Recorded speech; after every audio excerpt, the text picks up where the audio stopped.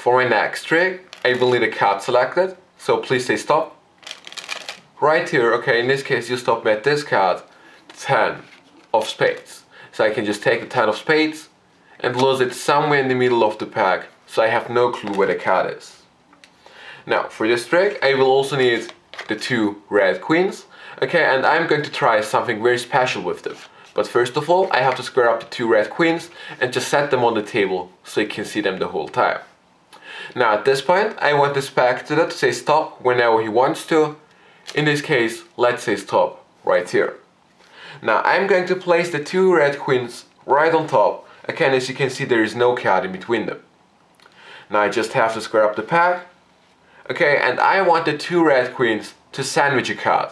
Okay, and the card they sandwich should be your selection. So let's try it. Okay, and I hope it worked. So let's see. Okay, it really worked. There is now 1 card in between the 2 red queens, and this card, it just happens to be the 10 of spades, your selection. So that's basically the trick. I hope you enjoyed.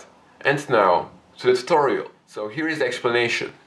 For this trick, you will need the 2 red queens. Again, you set them on the table, and you will need a double-backed card. Now it's very easy to make one. You just have to stick 2 cards face to face. Okay, and you should have here now a double-backed card. Now, to start with the trick, you put the gimmicked card on top, and you want the spectator to attach any card he or she likes. Okay, it's a free choice. Now in this case, let's say the spectator wants the king of clubs. Now, you have to control the selection to the second position, so underneath the gimmicked card. Now the easiest way to do this is to catch a break underneath the top card and push the selection into this gap. Okay, like so. But I prefer to push some cards from the middle of the pack, so it looks like the card goes really in the middle, but you're pushing the card into this gap. Okay, after that you square up the cards, and if you want you can perform some false cuts, so it looks like you're shuffling the cards. Now after that, you take the 2 red queens, and as the spectator is looking at the queens, you catch a break underneath the top card. Now you place the 2 red queens on top of the pack, and you take all the cards above the break, so you have your 3 cards. Now, you show the face and the back of the card, okay, and as you're doing this, you catch a break underneath the next card. Now this time you put the cards on top and steal the card above the break. So this time you have your 4 cards.